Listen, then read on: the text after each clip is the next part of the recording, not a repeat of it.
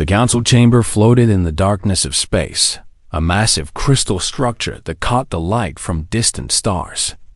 Inside, representatives from 47 different alien species sat in their designated seats. Some had scales, others had fur. Some breathed oxygen, others required methane tanks. But today, they all watched the same horrifying images on the central display. Ambassador Kelleth stood at the speaker's platform, her forearms trembling. She was Vraxi, an insectoid species with silver carapace and large compound eyes. Those eyes now reflected the scenes of destruction playing on the screen behind her. 3 weeks ago, the Krell swarm entered Vraxi space, she said, her voice translator converting her clicks and whistles into galactic standard language. They attacked our colony on Vraxi 7. Population, 2 billion. Current survivors, none. The images changed. Burning cities. Ships fleeing through space, only to be caught by massive organic vessels that looked like twisted combinations of squid and spider. The Krell bioships tore through metal hulls like paper. 2 weeks ago, they reached Vraxi 4. Population, 5 billion. Current survivors, approximately 300,000, scattered in refugee ships. Kelleth's voice cracked. She steadied herself against the platform. Yesterday, they began their assault on our homeworld. Vraxi Prime. Population, 23 billion. We estimate we have perhaps 4 days before major population centers are overrun. She turned to face the council members directly. I come before you to beg. I beg for military assistance. I beg for medical aid. I beg for evacuation ships. I beg for anything you can spare. My people are dying. Our children are dying. I, Chancellor Mordith, an ancient being of pure energy contained in a crystalline shell, spoke first. His voice was calm, almost gentle. Ambassador Kelleth, the Council sympathizes with your tragedy. However, military intervention requires a 2/3 majority vote. Given the scale of deployment needed, we must consider carefully. A Thernidian representative stood. He looked like a walking tree, bark-covered and ancient. The Thernidian collective must abstain from this vote. Our protocols forbid interference in regional conflicts. The Krell swarm exists in outer rim space. So do the Vraxi. This is, technically, a territorial dispute. Kelleth's antennae flattened against her head in dismay. Territorial dispute? They're eating us. The Krell don't negotiate. They don't colonize. They consume all biological matter and move on. This isn't a war. It's an extinction event. A Luminary Council member spoke next. The Luminary resembled floating jellyfish made of light. We understand your pain, Ambassador. But the Luminary Concord lacks the military resources for such an operation. We are a peaceful species. We have no warships of sufficient capability. One by one, other species made their excuses. The Zephyr Collective cited budgetary concerns. The Draxian Empire claimed they were too far away to help in time. The Aquarium Pods said their ships couldn't operate in that sector of space. Each excuse sounded reasonable on its surface. Each one was ultimately a polite way of saying no. The truth was simple, though no one wanted to say it aloud. The Vraxi were a minor species. They had little political power. Their trade wasn't significant. Their territory wasn't strategic. Helping them would cost resources and risk lives, and there was no profit in it. Kelleth listened to excuse after excuse, her hope dying with each word. Finally, she spoke again, her voice hollow. I see. You will not help us. Mordith shifted uncomfortably in his containment shell. Ambassador! The Council will convene a special session next week to discuss humanitarian aid packages and potential refugee resettlement options. Next week, Kelleth repeated slowly. In 1 week, there may be no Vraxi left to resettle. She gathered her data tablets with shaking arms. I thank the Council for their time. I will transmit your decision to what remains of my government. They will want to know that we die alone. The session ended. The council members filed out, some looking guilty, most looking relieved it was over. Kelleth stood alone on the speaker's platform, staring at the empty seats. A young Vraxi technician named Sareth approached her carefully. He was fresh from university, assigned to the diplomatic corps only 3 months ago. His carapace still had the blue tint of youth. Ambassador, I'm sorry. I hoped they would help. Kelleth made a gesture with her upper arms, the Vraxi equivalent to a bitter laugh. Hope is a luxury we can no longer afford. Sareth, return to the ship. We need to send our report home. Ambassador, wait. Sareth pulled out a datapad, his claws clicking nervously on its surface. There might be another option. It's unconventional. Nothing can be more unconventional than what we just witnessed. What about the quarantine zone? The humans? Kelleth went very still. Every species in the galaxy knew about the humans. 75 years ago, they had made first contact with the galactic community. It had gone catastrophically wrong. The humans had been deemed too aggressive, too unpredictable, too dangerous. They were quarantined to their home system, forbidden from joining galactic society. The humans are monsters, Sareth. The council quarantined them for good reason. Yes, Ambassador. They're monsters. Sareth looked at his datapad, at the casualty reports streaming in from Vraxi Prime. But maybe that's what we need right now. The council gives us thoughts and prayers. Maybe we need something that the council fears. Kelleth considered this. It was insane. Contacting the humans would be illegal. It would violate a dozen treaties. If the humans even responded, they might be as dangerous to the Vraxi as the Krull were. But her people were dying. Right now. Every minute she delayed meant thousands more deaths. The council has abandoned us, she said quietly. They leave us to die. At this point, what do we have to lose? I'll draft the distress beacon, Ambassador. Make it simple. Coordinates. Basic situation overview. A plea for help. Kelleth looked out at the stars through the crystal walls. And Sareth? Don't mention we're doing this to anyone else. If the council discovers we contacted the humans, they may sanction what's left of our species. Understood, Ambassador. 3 hours later, a tight beam transmission shot out from the Vraxi diplomatic ship. It crossed the vast emptiness of space, traveling for days at faster than light speeds, heading toward a small yellow star in a quiet corner of the galaxy, toward the quarantined zone, toward Earth, toward the monsters. Kelleth didn't know if the humans would receive the message. She didn't know if they would care. She didn't even know if they still existed. After 75 years of isolation, all she knew was that she had tried everything else. And everything else had failed. Now, all she could do was wait and hope that the monsters were listening. The Deep Space Monitoring Station orbited Neptune, far from Earth's crowded inner system. It had been built 75 years ago, right after the quarantine. Its job was simple. Watch the rest of the galaxy and make sure no one was coming to finish what they started. Lieutenant. Chen was drinking coffee when the alarms went off. She nearly spilled the cup as she rushed to her console. Her fingers flew across the controls, bringing up the signal analysis.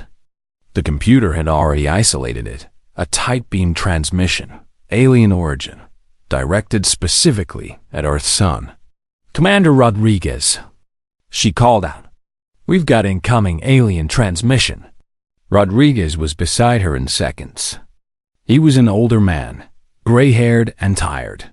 He'd been a young ensign during first contact, had seen the fear in the aliens' eyes when they realized humans could be dangerous. "Play it," he ordered. The transmission was short. A distress beacon, automated and desperate. It included coordinates, basic information about an alien species called the Vraxi, and a simple message: "Help us, please. Anyone, help us." Attached were video files. Rodriguez and Chun watched in silence as entire cities burned. Alien ships, organic and terrible, consumed everything in their path. Children screaming. Parents trying to shield their young with their own bodies. "Sir," Chun whispered, "should I forward this to Geneva?" Geneva was where the United Nations Stellar Defense Force maintained its headquarters. It was also where the Security Council met. Rodriguez stared at the screen for a long moment. Then he nodded. "Send it. Mark it Priority 1. They need to see this." 12 hours later, the Security Council gathered in emergency session. The transmission had been forwarded to every member nation. Now, representatives from Earth's unified government sat around a circular table, watching the same horrific footage. Admiral Sarah Chen, Lieutenant Chen's aunt, actually stood at the head of the table. She was in full dress uniform, medals from the Unification Wars shining on her chest. Those had been brutal years when humanity nearly destroyed itself. The wars had ended just before first contact, leaving humanity suspicious of outsiders and very good at fighting. "The transmission is genuine," Admiral Chun said. "We've verified the coordinates. The distress call is coming from the Vraxi homeworld. According to their data, they're being attacked by a species called the Krull swarm. The Krull appear to be consuming their entire species." A Russian delegate spoke up. "This is tragic, Admiral. But it's not our concern. We're under quarantine. The galaxy made it clear we're not welcome." "They made it clear they're afraid of us," Chun corrected. "There's a difference." A representative from the African Federation leaned forward. "Admiral, what exactly are you proposing?" "I'm proposing we help them." The room erupted in argument. Voices overlapped in a dozen languages. Dr. Marcus Webb, the UN's chief xenobiologist, raised his hand for quiet. He was a thin man with kind eyes, the type who had gone into alien studies because he genuinely wanted to understand other species. "May I speak?" When the room settled, he continued. "I've analyzed the Vraxi distress call. They sent it to us specifically, not to the broader galaxy. To Earth, to the quarantine zone. Do you know what that means?" "It means they're desperate," someone muttered. "Yes," Webb agreed. "It means they asked the galaxy for help, and the galaxy said no. So they turned to the monsters. They turned to us because we're their last hope." He activated a screen, showing a single image from the transmission. A Vraxi child, eyes wide with terror, reaching toward the camera before something pulled them away. "That child is probably dead now," Webb said quietly. "That child and billions like them. And we're sitting here debating politics while they die." The room fell silent. Admiral Chun spoke into that silence. 75 years ago, we scared the galaxy. A misunderstanding during first contact led to violence. Human Marines defended themselves against what they thought was an attack. We killed 17 aliens before we realized it was a cultural greeting gesture gone wrong. She paused, letting that sink in. The galaxy called us monsters. Too aggressive. Too emotional. Too dangerous to let out of our system. They quarantined us and left us alone. We accepted that judgment. We stayed in our corner of space. We rebuilt our civilization. We waited. Chun's voice grew harder. But now someone is calling for help, and the galaxy is silent. The same galaxy that judged us for being too violent is doing nothing while billions die. So I ask you, what kind of monsters are we? The kind that kills in self-defense? Or the kind that watches children burn and does nothing? The Chinese delegate stood. If we break quarantine, there will be consequences. The galaxy may see it as an act of war. Then let them, Chun said flatly. I don't care what they think anymore. I care about what's right. Admiral Chun, the British delegate, said carefully. You're asking us to risk humanity's future.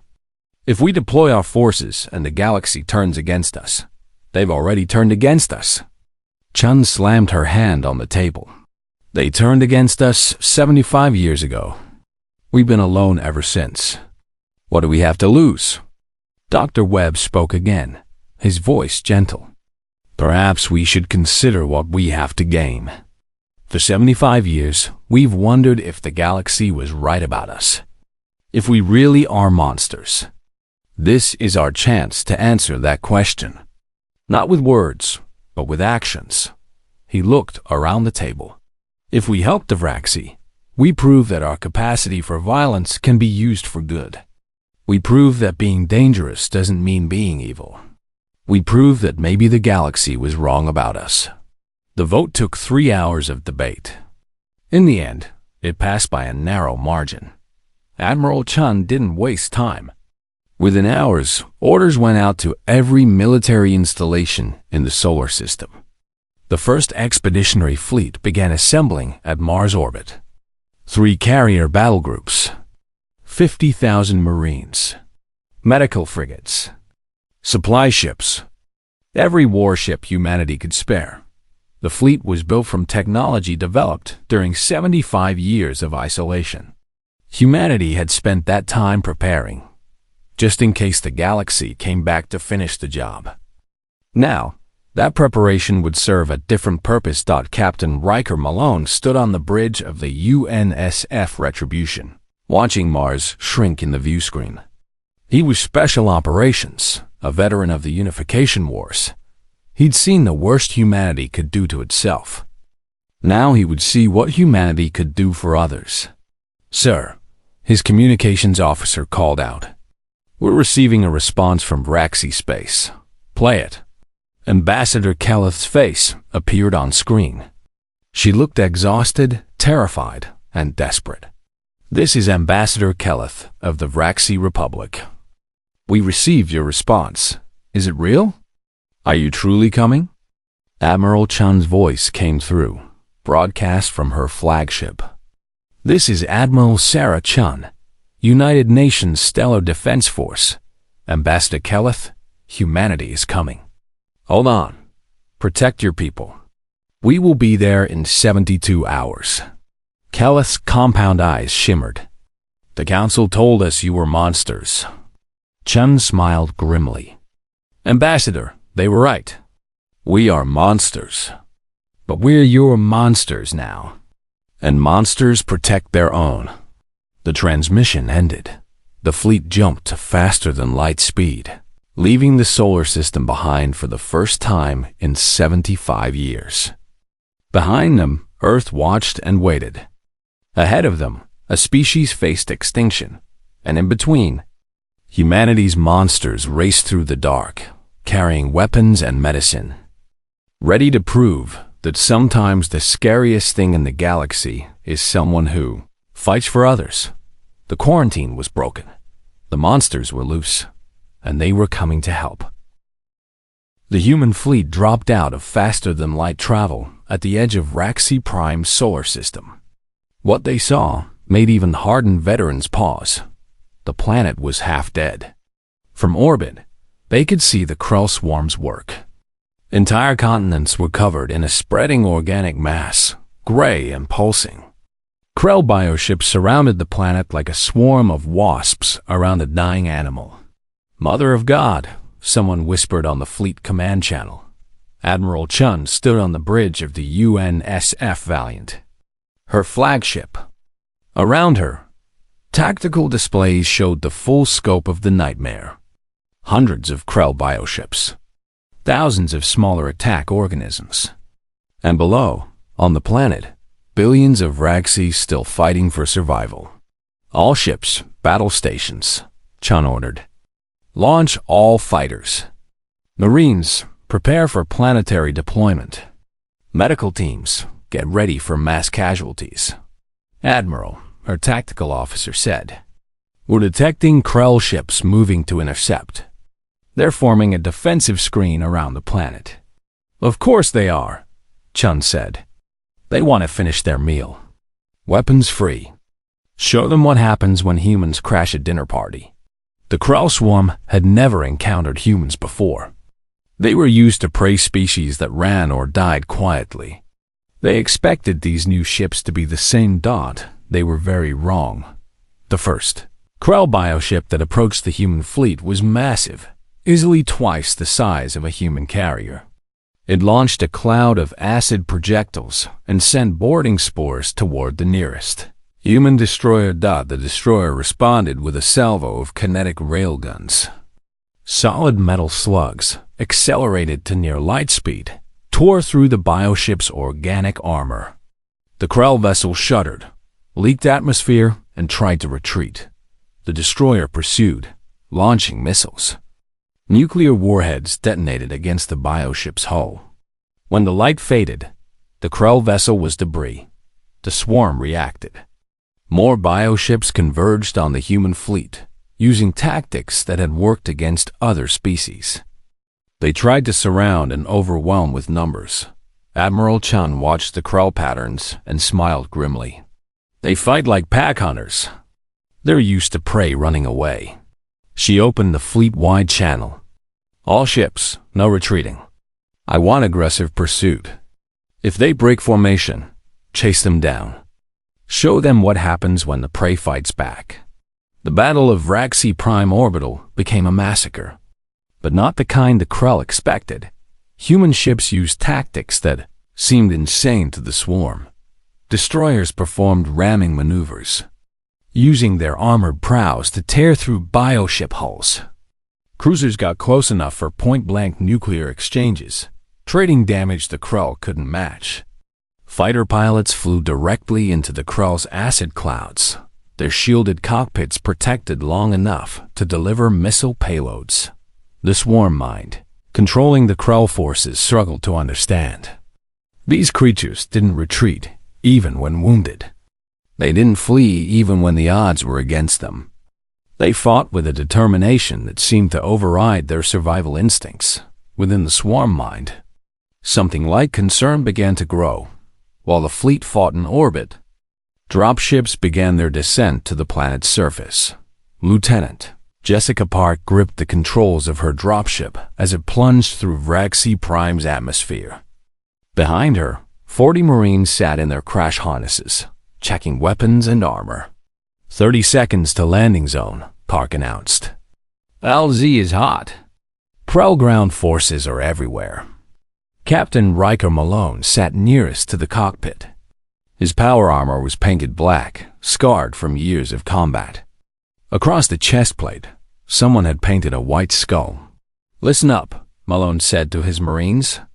We're landing in what's left of the capital city. There are Vraxi civilians in underground shelters. Our job is to secure the area and evacuate them to the medical ships. Rules of engagement. Anything that's not Vraxi, shoot it. Questions? Sir, a young Marine asked. What if the Vraxi are scared of us? Malone remembered the briefings. The Vraxi knew humans only as the monsters the galaxy had quarantined. Then we show them we're the good kind of monster. Now lock and load. The dropship hit the ground hard. The rear ramp dropped, and the Marines poured out into a burning city.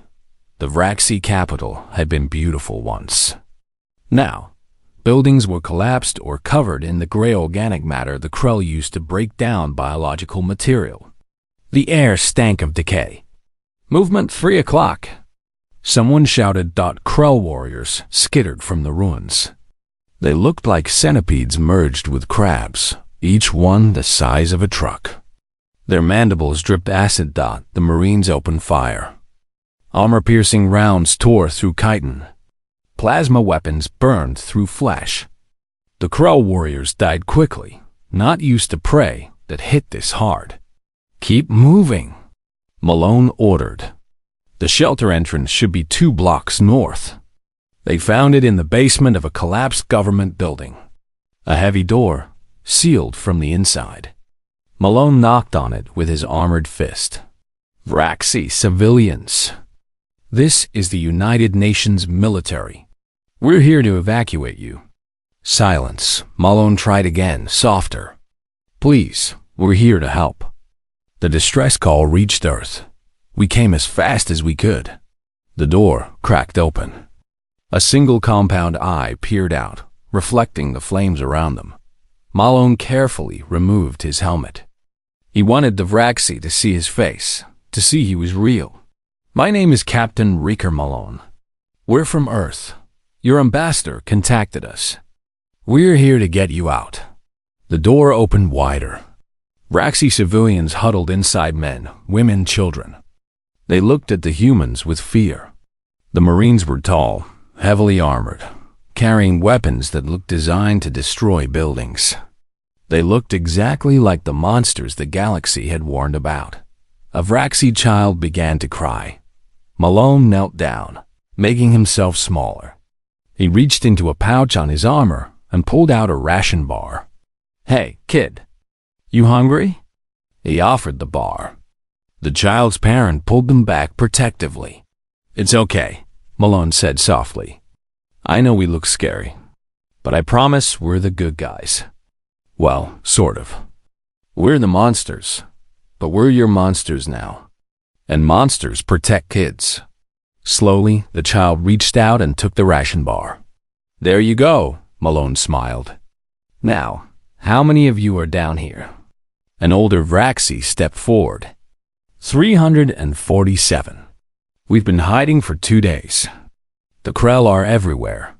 Not anymore, Malone said, standing up. My people are clearing the area. We have transport ships landing in 5 minutes. We'll get you to safety. Why? The older Vraxi asked. Why would you risk this for us? Your species doesn't even know us. Malone looked at the frightened faces, at the children clinging to their parents. Someone sent a distress call. Someone asked for help. That's all we needed to know. Within hours, the pattern repeated across the planet. Human Marines landed, fought through Krell forces, and found Vraxi survivors. They loaded them onto ships. They shared their rations. They carried wounded Vraxi to medical frigates where human doctors worked alongside the few Vraxi physicians who remained. Sereth, the young technician who had suggested contacting Earth, found himself working as a liaison between humans and Vraxi. He watched in amazement as human soldiers went without sleep for days, rotating through combat and rescue operations. He watched a human medic cry while treating a Vraxi child, then stand up and go back to work. He watched Marines paint kill marks on their armor, counting dead Krell with grim satisfaction. The humans were terrifying and gentle, violent and kind. They were exactly what the galaxy feared, and exactly what the Vraxi needed. In orbit, Admiral Chun received reports from the ground. Admiral, we've established the secure zones in 17 cities. Evacuation is proceeding. Casualty estimates: 3 million Vraxi saved so far. And our losses? 43 ships damaged, 11 destroyed. Marine casualties: 237 dead, 600 wounded. Chung closed her eyes briefly. 237 families would get notifications. 237 funerals, but 3 million Vraxi would live. Continue operations, she ordered, and send a message to the Krell forces. Tell them to leave this system or we'll kill every single one of them. The Krell swarm mind received the message. For the first time in its long existence, it felt something like fear. These humans fought like nothing it had encountered. They didn't just defend. They hunted. They pursued. They seemed to enjoy the violence. The swarm began to concentrate its forces, preparing for a major counterattack, but it had made a critical mistake. It had assumed humans were just another prey species, and predators don't appreciate it when someone threatens their pack. 3 weeks after the initial battle, more human ships arrived. This time, they came from every nation on Earth. The Chinese sent their Pacific Fleet. The European Union deployed medical stations. The African Federation brought engineering corps. The message was clear. Humanity was committed. The war spread across Raxi space. The Krell swarm controlled 3 colony worlds and was trying to hold them. The humans decided to take them back. Captain Malone stood in the briefing room of a forward operating base on Raxi Prime. Around him sat Marine officers, Raxi military commanders, and human intelligence specialists. On the wall display was a map of Raxi Colony 7. The Krell have 2 million Raxi trapped here, Commander Joe explained. She was a tactical specialist, brought in to coordinate the counter-swarm strategy. They're using the civilians as bait. They know we'll come for them. Ambassador Kelleth, now working directly with the human command, looked at the casualty projections. Your analysts say a rescue operation will cost thousands of human lives. Yes, Malone said simply. Then perhaps we should wait. Look for another option. Malone shook his head. 2 million people are counting on us. We don't leave people behind. That's not what we do. Dr. Webb, who had come to Raxi space to study cross-species cooperation, spoke up. Captain, I admire the sentiment, but Ambassador Kelleth has a point. The cost is acceptable, Malone interrupted. Doctor, with respect, you're a scientist. I'm a soldier. I know what I'm asking my people to do. They know it too. And they'll do it anyway, because that's what soldiers do. The operation launched at dawn. 3,000 human Marines dropped onto Raxi Colony 7 in the largest combat deployment since the unification. Wars. The Krell were waiting for them. The battle lasted 6 days. The Krell threw everything at the human positions. Wave after wave of warriors, acid bombardment from orbit, biological weapons designed to break down armor. The humans held. They held because they fought in rotating shifts, sleeping in their armor, eating while manning the barricades. They held because medics worked 40-hour shifts, keeping wounded Marines in the fight. They held because every single one of them knew what would happen to the Raxi civilians if they failed. On the 3rd day, Malone's company was down to 60% strength. They'd been fighting for 72 hours straight. A young Marine named Private Chen, the lieutenant's cousin, actually sat against a wall, hands shaking as she reloaded her weapon. Sir, she said to Malone, how much longer? Malone looked at the defensive perimeter. Behind them, in underground bunkers, 2 million Raxi waited. He could hear children crying. As long as it takes, Chun, as long as it takes. On the 5th day, the Krell launched their final assault. 5,000 warriors, supported by aerial organisms and artillery beetles. The Marines were exhausted, low on ammunition, and dying on their feet, but they didn't break. When reinforcements finally arrived on the 6th day, only 400 Marines were still combat effective. The rest were wounded dead, or so exhausted they could barely stand. But every single Raxi civilian was alive. As evacuation ships loaded the refugees, a Raxi elder approached Malone. The captain was sitting against a broken wall, his armor scorched and dented, his face gray with fatigue. Captain, the Raxi said, I must ask, why? Why die for us? Your species doesn't even know us. Malone looked at the Raxi civilians boarding the ships. Parents holding children. Families reunited. People who would live to see tomorrow because humans had decided their lives mattered. Someone needed to, he said quietly. And we were available. The elder touched Malone's shoulder with one of his 4 hands. It was a Raxi gesture of deep respect, usually reserved for family. The galaxy called you monsters. I think they didn't understand what that word truly means. While ground forces fought to save colonies, Admiral Chun was planning something bigger. In her ready room, she met with her senior staff and several Raxi commanders. We've been fighting defensively, she said. protecting what's left. But the Krell keep coming. We need to end this. The swarm operates from a central hive cluster, Commander Joe explained. Our intelligence suggests it's approximately 5,000 light-years from here, deep in their territory. If we destroy the hive, we decapitate their command structure. That's a suicide mission, a Vraxi admiral said. The hive will be defended by thousands of bioships. Yes, Chun agreed. That's why I'm only asking for volunteers. Every human officer in the room stepped forward. Chun smiled sadly. I should have known. Very well. We plan for Operation Ragnarok. We're going to kill the head of the snake. But the operations planning brought moral complications. Dr. Webb stood in front of Chun's desk, his face troubled. Admiral, I've reviewed the weapons proposals for the hive assault. Some of these, they're terrible. Biological agents designed to consume Krell tissue. Viral weapons, planet crackers. These are weapons of genocide. Chun didn't look up from her tactical displays. The Krell are conducting genocide, Doctor. They've wiped out 3 Vraxi colonies. Billions dead. And if we use these weapons, how are we different from them? Now Chun looked up.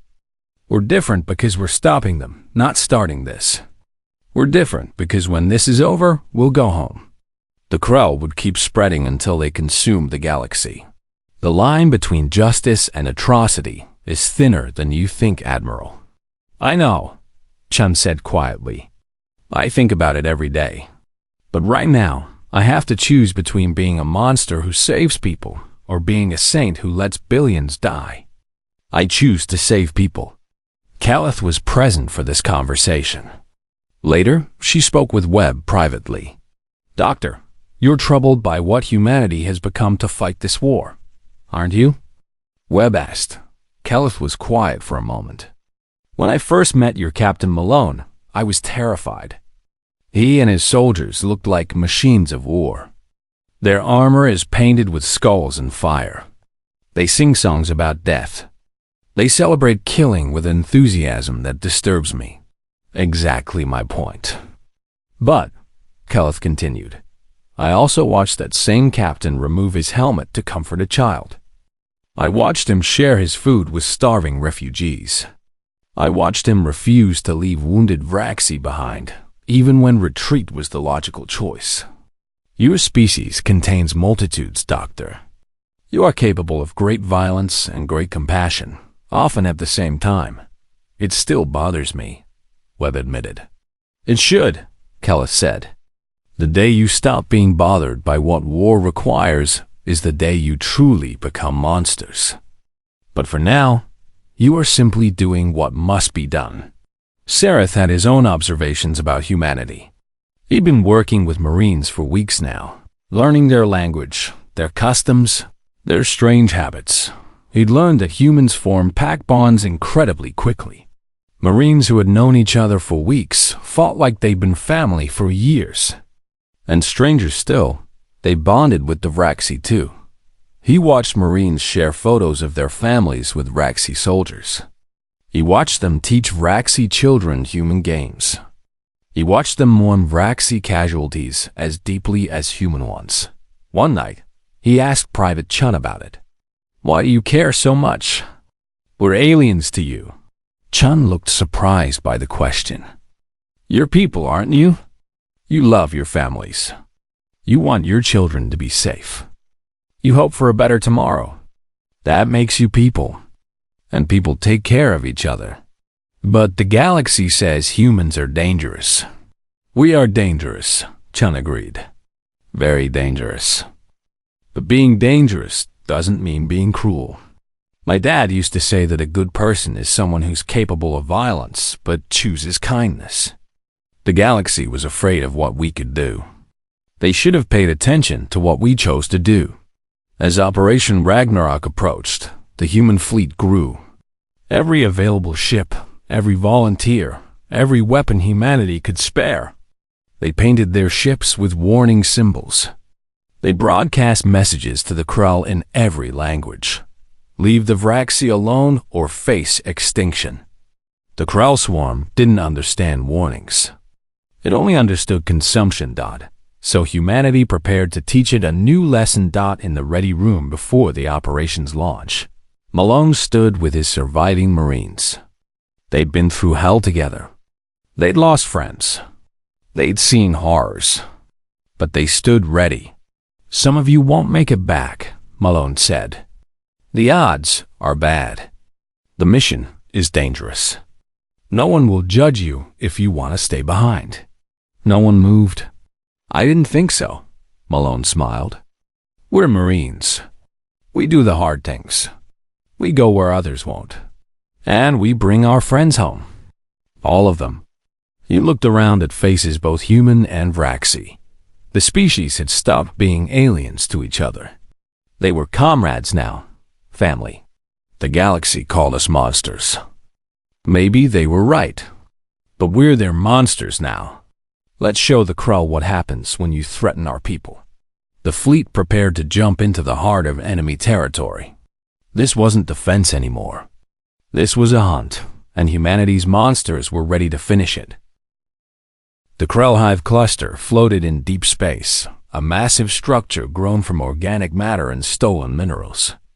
It was beautiful in a terrible way, spiraling towers of bone and chitin, pulsing with bioluminescence. This was where the swarm mind lived, where billions of Krell were born, where the decisions to consume entire civilizations were made. The human Vraxi fleet dropped out of faster-than-light travel at the system's edge. Thousands of Krell bioships immediately moved to intercept. "All ships, weapons free," Admiral Chun ordered. "Remember, we're not here to fight. We're here to end this." The battle was massive and brutal. Krell bioships swarmed the human vessels like antibodies attacking an infection. But humanity had learned from months of fighting. They knew Krell tactics now. They knew their weaknesses. Human ships moved in coordinated groups, covering each other's blind spots. Fighters flew in patterns that confused the Krell's target-tracking organisms. And when the Krell tried their overwhelming swarm tactics, they met something they'd never encountered before: planned nuclear detonations that cleared entire sections of space. But the fleet wasn't trying to win the space battle. They were buying time. Dropships and assault shuttles punched through the Krell defensive screen, heading straight for the hive. Inside one of those shuttles, Captain Malone checked his weapon for the last time. 5 minutes to hull breach, the pilot announced. Malone looked at his Marines. Half of them were Vraxi now, wearing modified armor that fit their different body shapes. They trained together for weeks, learning each other's fighting styles. "Everyone remember the plan?" Malone asked. A Vraxi soldier named Kef clicked his mandibles in affirmation. "Enter the hive. Reach the central chamber. Plant the charges. Leave nothing alive." "That's the spirit," Malone said. The shuttle hit the hive's outer hull and deployed cutting torches. Within seconds, they burned through into a massive internal chamber. The Marines poured in. The inside of the hive was a nightmare of organic corridors and pulsing walls. Krell warriors emerged from every direction. The fighting was close and vicious: gunfire, plasma bursts, the sound of chitin breaking under powered fists. Malone's team pushed deeper into the structure. Behind them, other teams were doing the same, each group carrying fusion charges designed to burn the hive from the inside out. They reached a massive central chamber. Here, the swarm mind resided: not a single creature, but a massive network of neural tissue spread across the walls and ceiling. It pulsed with thought, coordinating the Krell across light years of space. "Plant the charges," Malone ordered. "We've got 5 minutes before this place turns into a sun." As the Marines worked, the swarm mind seemed to realize what was happening. Krell warriors flooded into the chamber. The fighting became desperate. Private Chun went down first, acid eating through her armor. Kef dragged her to cover, returning fire. A human corporal named Rodriguez threw himself on a Krell warrior to protect a wounded Raxi soldier. The charges were set. 4 minutes remaining. Fall back, Malone shouted. Everyone to the extraction point. They ran through corridors that were actively trying to kill them. The hive was wounded and dying, and it knew it. Walls contracted. Acid sprayed from ceiling vents.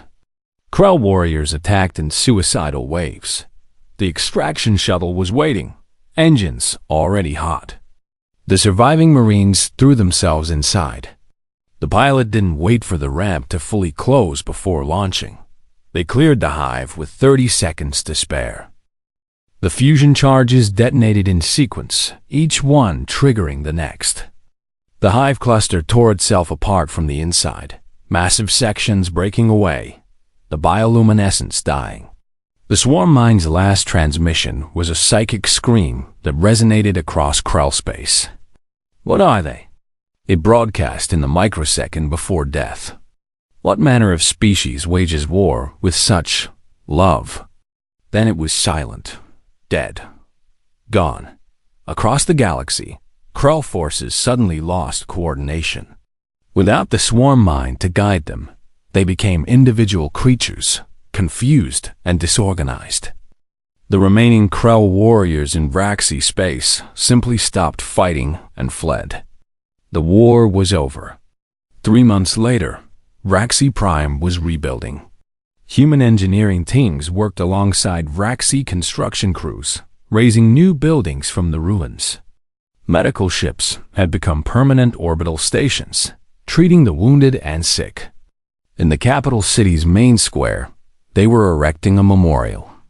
Black stone carved with names. Human names and Raxi names side by side. The dead from both species honored equally. Captain Malone stood before the memorial, looking at names he recognized. Rodriguez Chan, Keth, so many others. Sereth approached him quietly. The young Raxi had become a bridge between the two species, translating not just language but culture. They're calling you a hero back on Earth, Sereth said. Malone shook his head. I'm not a hero. Heroes don't lose half their people. Heroes don't make decisions that cost lives. You saved my species. We saved each other, Malone corrected. Your people fought beside us. Your soldiers died beside us. This wasn't charity. It was partnership. A human flag and a Raxi flag flew side by side over the memorial. Someone had written words at the base. They answered when no one else would. The Galactic Council reconvened a month later. This time, Ambassador Kelleth stood at the speaker's platform again. But she wasn't alone. Admiral Chun stood beside her in full dress uniform. The council members shifted uncomfortably. The humans weren't supposed to be here. The quarantine is over, Kelleth announced. I'm here to inform you, not to ask permission. She activated the display behind her. Footage from the war. Human soldiers carrying wounded Raxi children. Human medics working until they collapsed. Human ships forming defensive screens around Raxi colonies. The memorial with its mixed names. 3 months ago, I stood here and begged for help. I begged for ships. I begged for soldiers. I begged for someone to care that my people were being exterminated. Her voice was hard, angry. You gave me thoughts and prayers. You gave me excuses. You gave me politics and procedures and protocols. What you didn't give me was help. She gestured to Admiral Chun. But they did. The monsters you quarantined. The species you deemed too dangerous. They came. They fought. They bled. They died. For people they'd never met. For a species that wasn't even their own. The council chamber was silent. You want to know what humanity is? Kelleth continued. I'll tell you. Humanity is Captain Riker Malone, who died covering of Raxi family's evacuation. Humanity is Private Jennifer Chun, who used her body to shield Raxi children from acid spray. Humanity is Admiral Sarah Chun, who broke 75 years of quarantine because she believed that saving lives was more important than following unjust laws. She pulled up casualty figures. Humanity lost 8,000 soldiers in this war. 8,000 people who volunteered to die for aliens. How many soldiers did the rest of you commit? 0. How many ships? 0. How many medical personnel? 0. High Chancellor Mordith finally spoke. Ambassador, we understand you're grateful, but grateful? Keleth's antennae flattened. I'm not grateful. I'm furious. I'm furious that it took monsters to show you what compassion looks like. I'm furious that the species you feared proved to be more moral than all of you combined. She pulled out a document. A treaty. The Vraxi Republic is formally entering into permanent alliance with the United Nations of Earth. We're pooling our resources, our technology, our military forces. We're building our own council. And it's open to any species that believes in a simple principle. When someone calls for help, you answer. Dr. Webb, who had been standing in the back, stepped forward. The galaxy fear humanity because we're dangerous, he said. You were right to fear us. We are dangerous. We're dangerous to anyone who threatens the innocent. We're dangerous to anyone who commits genocide. We're dangerous to anyone who thinks bureaucracy is more important than lives. Admiral Chun spoke for the first time. 75 years ago, you quarantined us. You said we were too violent, too aggressive, too emotional. You were right about all of it. But you failed to understand that those same qualities that make us dangerous also make us loyal. They make us protective. They make us willing to sacrifice for others. She looked around at the assembled species. The quarantine is broken. We're not asking permission to join your galactic community. We're not interested in your council anymore. We're building something new. An alliance based on action, not words. On protecting people, not protecting political interests. And if we oppose this? A Thernidian representative asked. Chun smiled coldly. You're welcome to try. But remember, we're the species that crossed the galaxy to save strangers. Imagine what we'll do if you threaten the people we actually care about. The council session ended in chaos. Some species were outraged. Others were thoughtful. A few began quietly sending diplomatic inquiries to the Vraxi-Human Alliance. 6 months later, Sareth was flying a patrol route with Lieutenant Park. His Vraxi fighter flew in formation with her human dropship. The two species' military forces had fully integrated. They trained together, lived together, fought together. Contact, Park announced. Distress beacon. Unknown species. Coordinates transmitted. Sareth checked his instruments. The beacon was weak, desperate. Another species calling for help. Forwarding to Admiral Chun, he said. Chun's response came quickly. All available ships, change course. Someone needs help. Let's move. Sareth heard additional confirmations. Vraxi Third Fleet was already adjusting their heading. Human carriers were launching fighters. Medical frigates were warming up their faster-than-light drives. You know, Sareth said to Park, 6 months ago, my people were facing extinction. Now we're the ones rushing to save others. Park laughed. Welcome to the family, Sareth. This is what we do. They jumped to faster-than-light speed, heading toward the distress call. Behind them, more ships followed. Human and Vraxi flying together under their shared flags. The galaxy had called them monsters. Maybe that was true, but they were monsters who protected people. Monsters who answered when others called for help. Monsters who believed that being dangerous wasn't the same as being cruel. And in a galaxy that had learned to ignore the screams of the dying, sometimes you needed monsters to remind you what morality looked like. The stars would remember, not the species that stood aside and did nothing, but the species that came when called, that fought when needed. That proved that the scariest thing in the universe isn't violence. It's someone willing to be violent for the right reasons. The human Vraxi fleet disappeared into the darkness, racing toward another cry for help.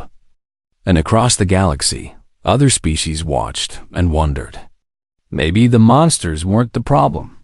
Maybe they were the solution. And maybe, just maybe, it was time to rethink what monster truly meant.